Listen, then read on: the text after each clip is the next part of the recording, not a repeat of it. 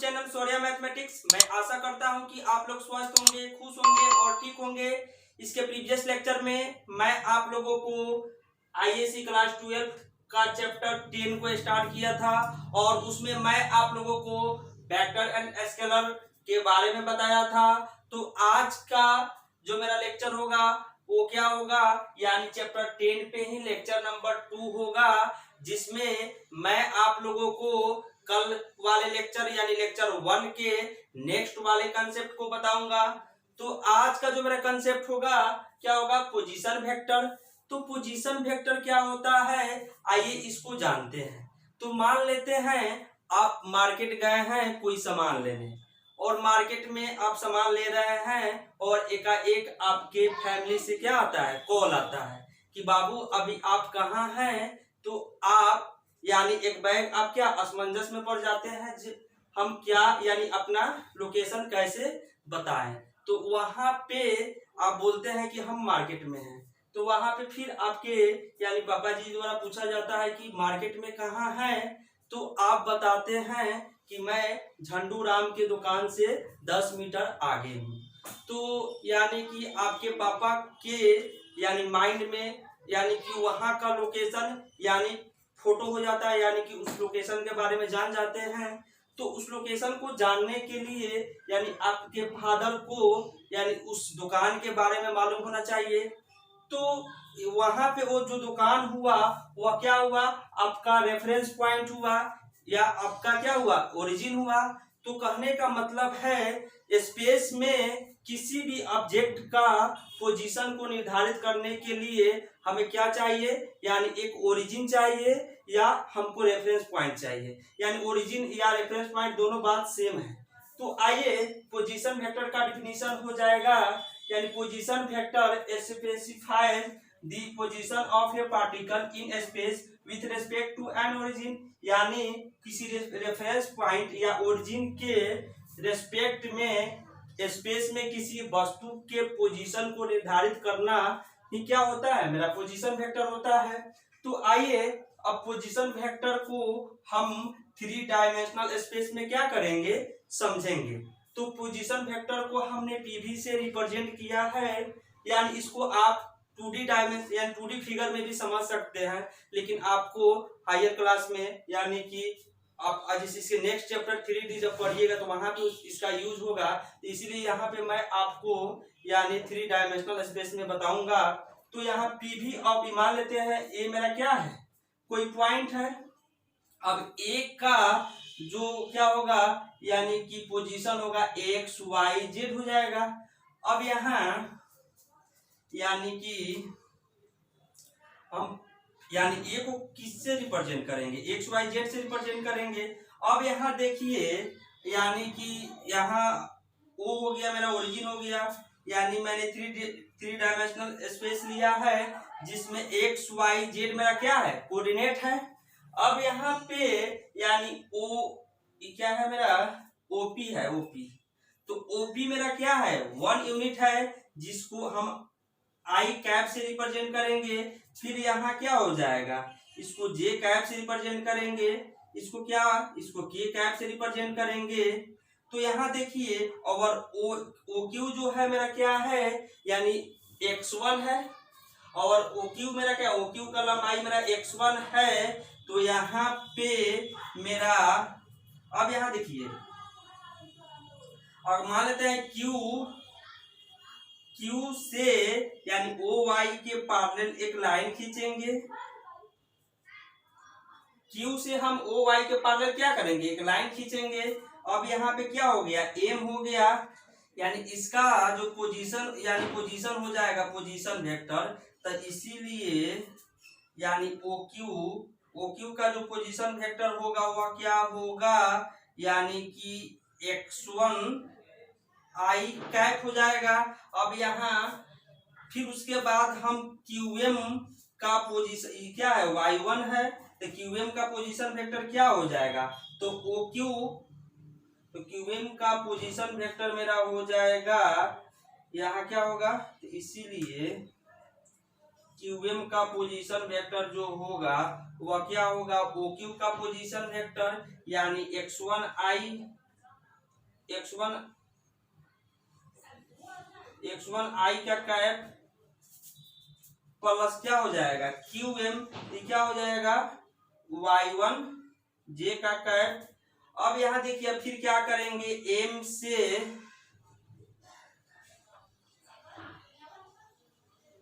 m हो जाएगा, point है, यानी m से हम z के पैरेलल am कोई लाइन ड्रॉ करेंगे, यानी इसका क्या हो गया डायरेक्शन ई हो जाएगा। अब देखिए यहाँ OM मेरा क्या हो जाएगा, ये OM जो होगा वो पोजीशन वेक्टर होगा। तो देखिए यहाँ इसका डायरेक्शन क्या है, इधर है, फिर QM का डायरेक्शन क्या है, इधर है, यानी सेम डायरेक्शन में दोनों है। तो वेक्टर या triangle law of vector addition कहता है, तो उसके अनुसार इसका डायरेक्शन क्या हो जाएगा, ये दोनों डायरेक्शन की अपोजिट हो जाएगा। तो इसीलिए OM वेक्टर जब हम निकालेंगे तो क्या होगा, OQ vector plus QM vector, यानी OQ vector plus QM vector. यहाँ पे OQ और QM क्या है, मेरा पोजीशन वेक्टर है। तो OQ यानी यहाँ पे वेक्टर लॉ ऑफ ट्रायंगल या ट्रायंगल ऑफ वेक्टर एडिशन के अकॉर्डिंग क्या होता है, यानी इसका यानी ई वेक्टर और ई वेक्टर दोनों को हम क्या करते हैं, ऐड कर देते हैं। तो OQ वेक्टर प्लस क्या हो जाएगा QM वेक्टर हो जाएगा। तो OQ वेक्टर मैंने अभी निकाला है x1i, फिर क्या निकाले हैं QM वेक्टर को हमने अभी निकाला है, यानी कि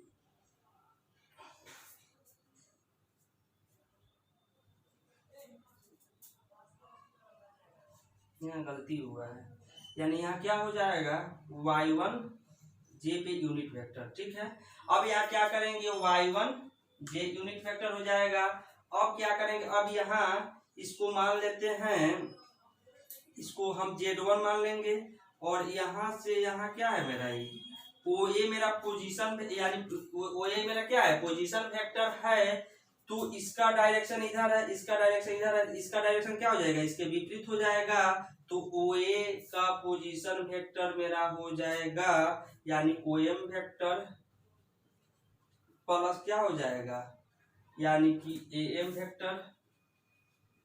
अब यहाँ देखिए तो OM मेरा कितना है, OM मैंने अभी निकाला है x1i कैप प्लस क्या y1 j कैप। अब यहाँ यानी हम क्या करेंगे, AM वेक्टर निकालेंगे, AM वेक्टर मेरा कितना हो जाएगा z1 k कैप हो जाएगा। तो यहाँ क्या हो जाएगा z1 k कैप हो जाएगा। तो इसीलिए OA vector equal to x1i cap plus y1 j cap plus z1 k cap. यही मेरा क्या हो गया पोजीशन वेक्टर। अगर मान लेते हैं इसको हम क्या करेंगे, A से रिप्रेजेंट करेंगे। तो जब इसको हम A से रिप्रेजेंट करेंगे तो मेरा, अब यहाँ देखिए, यहाँ एक बात यहाँ लिख लीजिए, वेयर जहाँ पे यानी कि I कैप Y यानी J and K cap are unit vector along x, y and z respectively। यानी यहाँ पे I, J और K मेरा क्या है यूनिट वेक्टर है, वह x, y, z के along। तो इसको आप लोग लिखिए, यानी कि इसको आप लोग नोट कीजिए। इसके बाद मैं आप लोगों को पोजीशन वेक्टर को और डिटेल में बता रहा हूँ।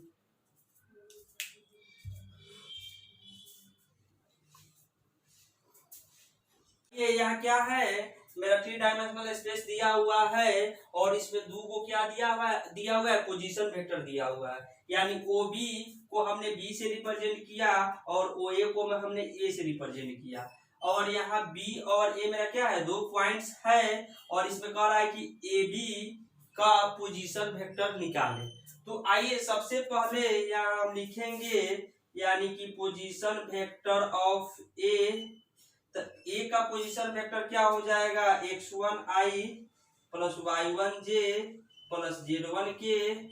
फिर यहाँ पोजीशन वेक्टर ऑफ B तो क्या हो जाएगा, x2i y2j प्लस z2k। अब यहाँ लिखेंगे, अब यहाँ हमको क्या निकालना है, ए बी वेक्टर का पोजीशन वेक्टर निकालना है।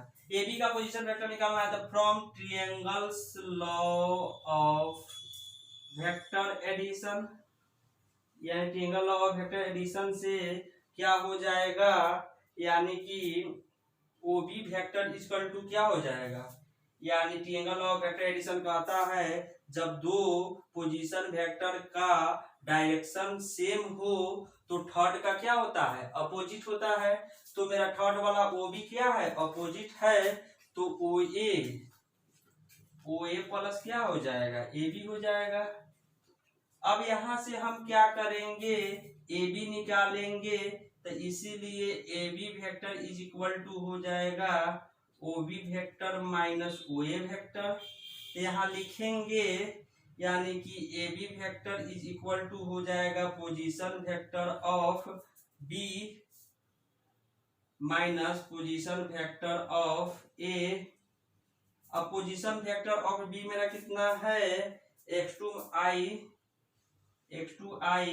पे कैप प्लस y2j पे कैप प्लस z2k पे cap minus position vector of A कितना है मेरा, x1i पे कैप प्लस y1j पे कैप प्लस z1k पे कैप। इसको घटा दीजिए तो x2 minus x1 i cap plus y2 minus y1 j cap plus यहाँ क्या हो जाएगा, z2 minus z1 k cap. तो यही क्या हुआ, position vector of A B हुआ। तो इसको आप लोग लिखिए इसके जस्ट बाद, यानी मैं नेक्स्ट कंसेप्ट बता रहा हूं।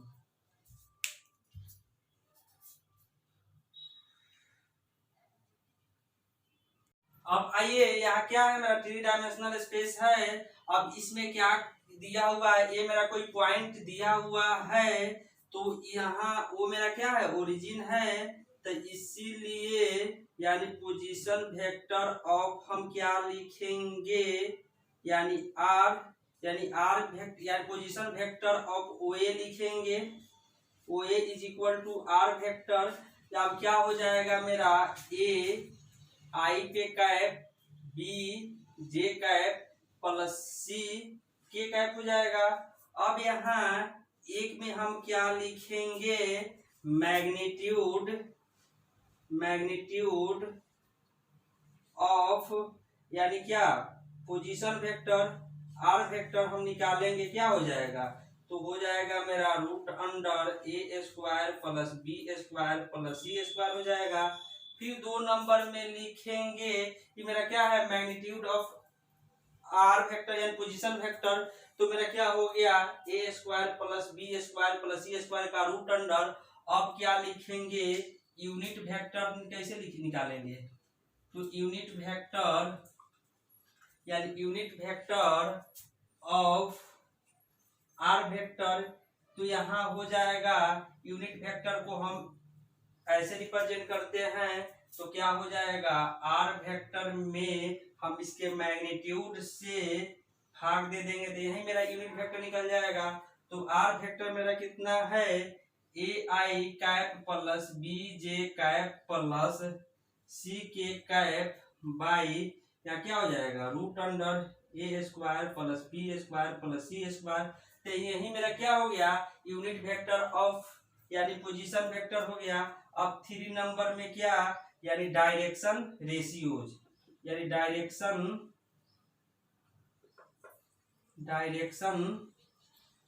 रेशियो को हम शॉर्ट में डी आर से रिप्रेजेंट करते हैं। तो यहाँ पे direction ratio of position vector R हो जाएगा। तो इसीलिए यहाँ लिखेंगे सिंस आर मेरा क्या है, कोई पोजीशन वेक्टर है, तो इसीलिए direction ratio of R vector हो जाएगा, कितना हो जाएगा, यानी कि ए बी सी हो जाएगा, यानी कि पोजीशन वेक्टर का डायरेक्शन रेशियो मेरा क्या हो जाएगा, ए बी और सी हो जाएगा। यानी ए बी सी मेरा क्या है, यानी पोजीशन वेक्टर का क्या है, डायरेक्शन रेशियो है। अब इसको आप लोग लिखिए, इसके बाद मैं आप लोगों को यानी नेक्स्ट यानी कि डायरेक्शन कोसाइन बताऊंगा।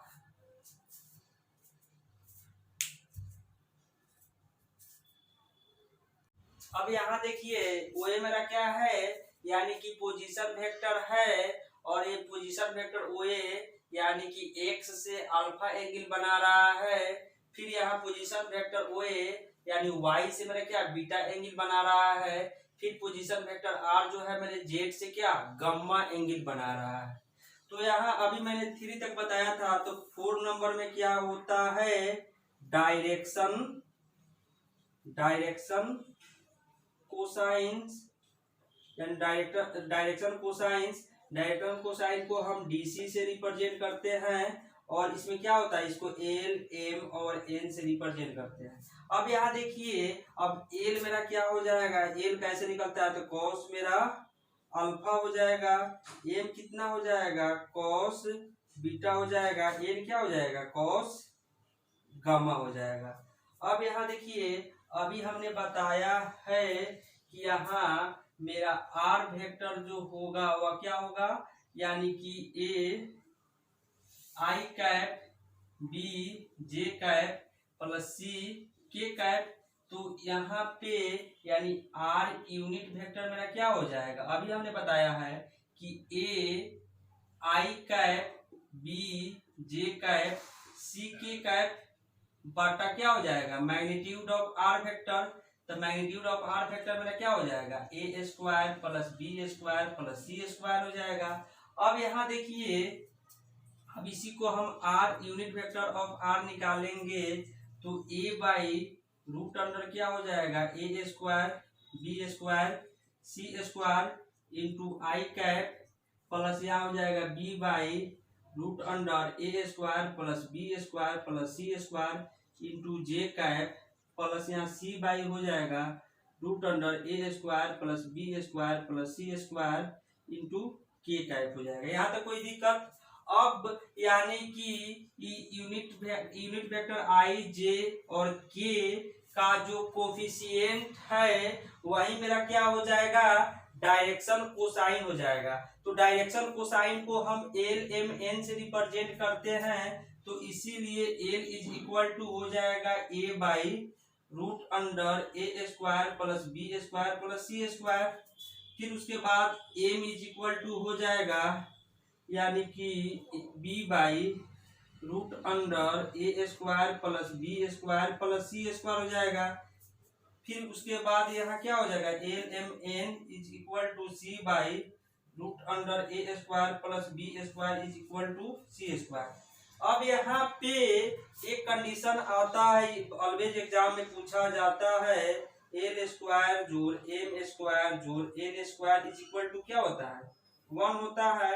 अब आइए ये कैसे होता है इसको प्रूव करते हैं। यानी इसको आप लोग लिखिए, यानी तो हम लिख सकते हैं या cos square alpha plus cos square beta plus cos square gamma जो हो जाएगा वह 1 के इक्वल हो जाएगा।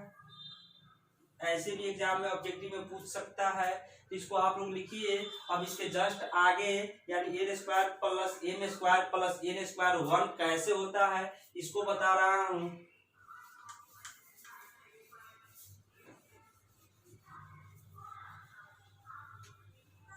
अब यहाँ पे हमको क्या है, prove that l square plus M square plus N square is equal to 1 हमको दिखाना है। तो मेरा एल कितना है, यहाँ दिया हुआ है, तो A by root under A square plus B square plus C square का क्या हो जाएगा, होल स्क्वायर। एम कितना है मेरा, b by root under A square B square plus C square का क्या हो जाएगा, होल स्क्वायर। फिर मेरा क्या दिया हुआ है, एन दिया हुआ है, C by root under A square plus B square plus C square का क्या दिया है, होल स्क्वायर। अब यहाँ हो जाएगा, यहाँ ए स्क्वायर बटा क्या हो जाएगा A square plus B square plus C square plus B square is equal to हो जाएगा A square plus B square C square, या C square is equal to हो जाएगा A square plus B square plus C square. अब यहाँ क्या हो जाएगा एलसीएम हो जाएगा A square plus B square plus C square में क्या हो गया एलसीएम हो गया, तो A square plus B square plus C square cut के क्या हो गया 1 हो गया। तो इसीलिए l square plus M square plus l square is equal to क्या होता है 1 होता है। तो इसको आप लोग लिखिए। अब जस्ट इसके बाद यानी कि कुछ नोट वाली बातें हैं जिसको मैं लिखाऊंगा।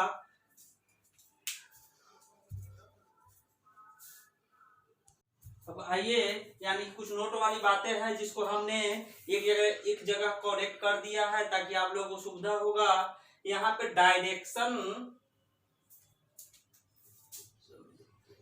रेशियोज ऑफ एक्स एक्सिस, यानी अभी हमने यानी कि एक्स एक्सिस का पोजीशन वेक्टर जब आप लिखिएगा तो वहां पे सिंगल एक्स का कोफिशिएंट ही निकलेगा यानी 1, तो इसीलिए यहाँ 1 0 0 हो जाएगा। फिर direction ratios of y axis 0 1 0 होता है।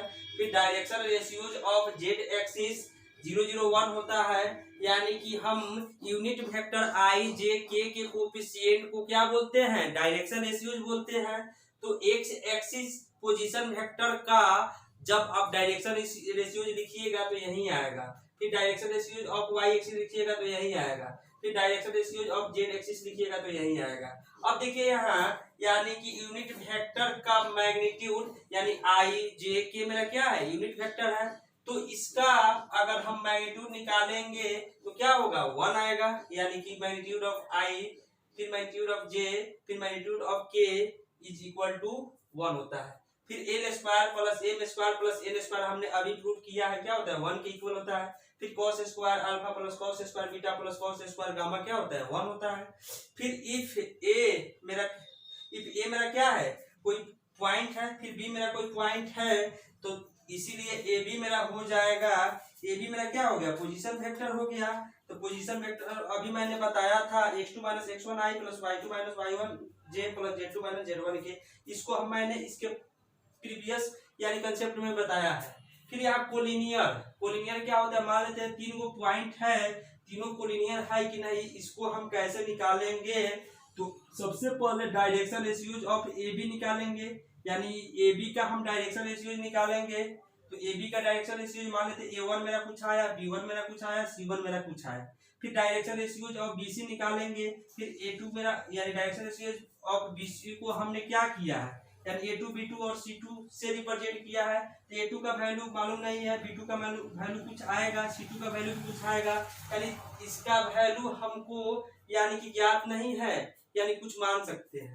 तो मान लिया हमने कि A1 बाई A2 फिर B1 बाई B2 फिर C1 बाई C2 अलग अलग निकाला, तीनों क्या आया इक्वल आ गया। जब तीनों इक्वल आ जाएगा तो AB जो होगा वो BC के क्या होगा पैरेलल होगा। तो AB जब BC के पैरेलल होगा तो इसमें देखिए B मेरा क्या है कॉमन पॉइंट्स है, तो इसका मतलब है कि B मेरा जब कॉमन पॉइंट्स है तो AB और BC दोनों क्या करता है एक ही लाइन पे लाई करता है, तो इसीलिए ABCR क्या हो जाएगा मेरा कोलिनियर हो जाएगा। तो इसको आप लोग लिखिए और आज का लेक्चर मैं यहीं पे एंड करता हूँ।